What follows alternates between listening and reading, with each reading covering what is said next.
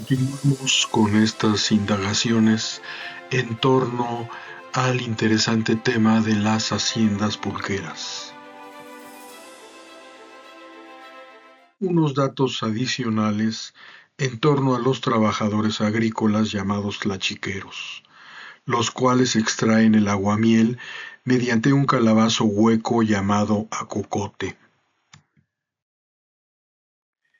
Una de las primeras representaciones de esta actividad tan tradicional se halla precisamente en la tira de la peregrinación en un pequeño dibujo.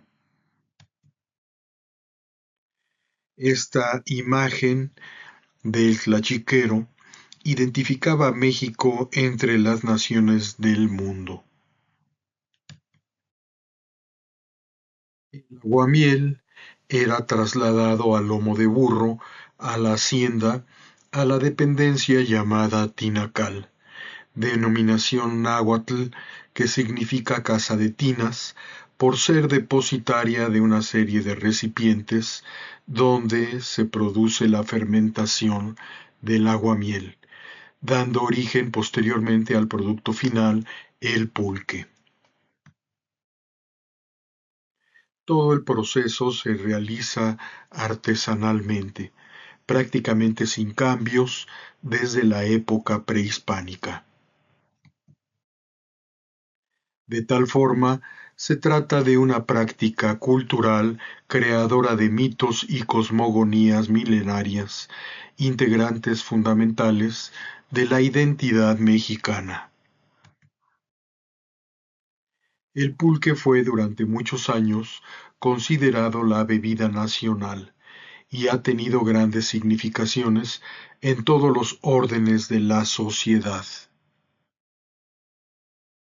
Por antonomasia, la imagen del mexicano con un vaso de pulque resulta tan popular como la presencia del tequila, aunque tal estereotipo ha difundido una manera del ser nacional que no corresponde con la compleja realidad mexicana. La conquista española ocasionó modificaciones importantes en el aprovechamiento de los recursos naturales. La agricultura se benefició de la introducción de nuevos cultivos y en reciprocidad, productos americanos enriquecieron la alimentación de todos los continentes. Los antecedentes más remotos de las haciendas pulqueras, como ya habíamos comentado, son las mercedes de tierra, concesiones hechas por la corona española que dieron origen a las estancias de ganado en el siglo XVI. De acuerdo a la categoría de los combatientes en los ejércitos españoles, las parcelas de tierra se dividían en dos clases, peonías y caballerías, para los beneficiarios que hubiera combatido ya sea a pie o a caballo, de acuerdo a François Chevalier en su libro fundamental La formación de los latifundios en México.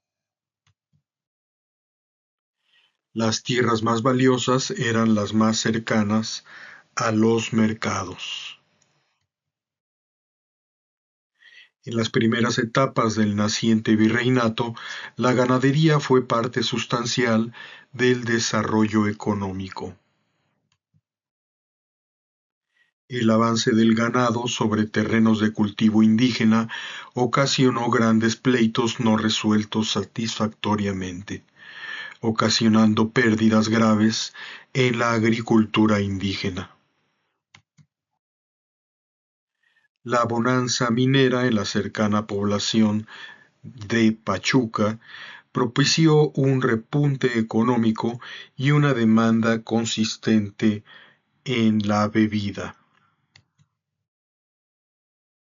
Debe recordarse que fue en Pachuca donde se experimentó por primera vez con el sistema de beneficio de patio, basándose en la amalgamación de la plata con azogue en 1555. En efecto, como se señalará más adelante, existen muestras arquitectónicas en las haciendas pulqueras de aquellas épocas tempranas, que comprueban la fundación de núcleos productivos primigenios en territorios indígenas. En la época prehispánica, el consumo del pulque era sujeto a una serie de normas muy estrictas debido a su carácter ritual. Uno de los precursores de la antropología moderna, Fray Bernardino de Sahagún, señaló que solamente en una fiesta muy señalada, llamada Pillaguano, era posible su ingesta generalizada. El gusto popular por la bebida tuvo un auge sorprendente con el quebranto de las creencias indígenas a partir de 1521, con la conquista española, llegando a cotas dramáticas simbolizadas en el episodio del motín de 1692, relatado por Sigüenza y Góngora, caracterizado por una escasez de maíz y un exceso de pulque. El hecho puso de manifiesto un vacío de poder en la capital, de acuerdo a Sonia Corcuera de Mancera en su libro Del amor al temor, borrachez, catequesis y control en la Nueva España, 1555-1771. La consolidación de la industria pulquera se benefició ampliamente con la introducción de las líneas férreas en la segunda mitad del siglo XIX, con lo que el mercado para el producto se amplió notablemente. Dicha época corresponde al porfirismo de 1877 a 1911, en donde Díaz promovió la pacificación y posterior industrialización del país, a pesar de la permanencia de un gran sector de la población en pobreza extrema. A partir de la Revolución Mexicana, movimiento de reivindicación de las demandas populares, comenzó la debacle de la industria pulquera.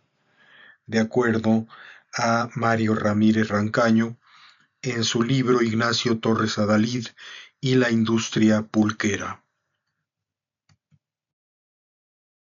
Varias fueron las causas, la real o supuesta injusticia social plasmada en la férrea estructura de la hacienda misma,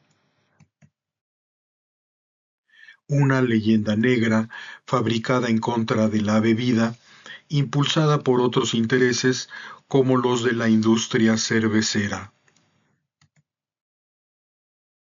El reparto de las tierras de las haciendas, decretado en la Constitución de 1917, y la liquidación de la Compañía Expendedora de Pulques, Sociedad Anónima, monopolio creado para el control de la producción pulquera un año antes. En la actualidad, después de varios años de decaimiento, puede afirmarse que se ha iniciado la reactivación de la producción. Hoy en día existen varias propuestas para revitalizar las antiguas manufacturas, como el cultivo in vitro de la planta.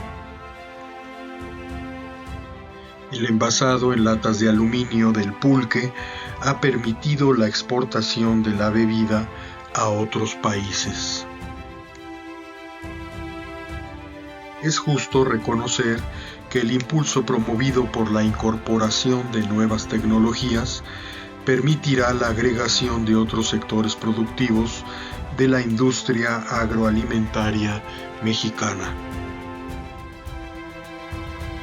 La alternativa es elaborar productos de calidad basados en la versatilidad de la planta.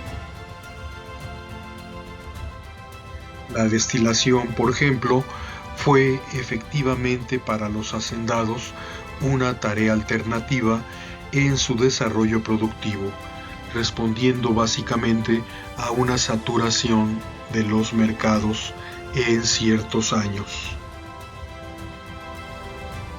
En algunos casos aún se conserva la memoria de espacios destinados al alambique en las haciendas pulqueras, como los casos de Malpaís o Chapultepec de Pozos. Gracias, estimadas amigas y amigos, por su interés renovado en esta serie sobre las haciendas pulqueras y los espero en el siguiente capítulo. Muchas gracias.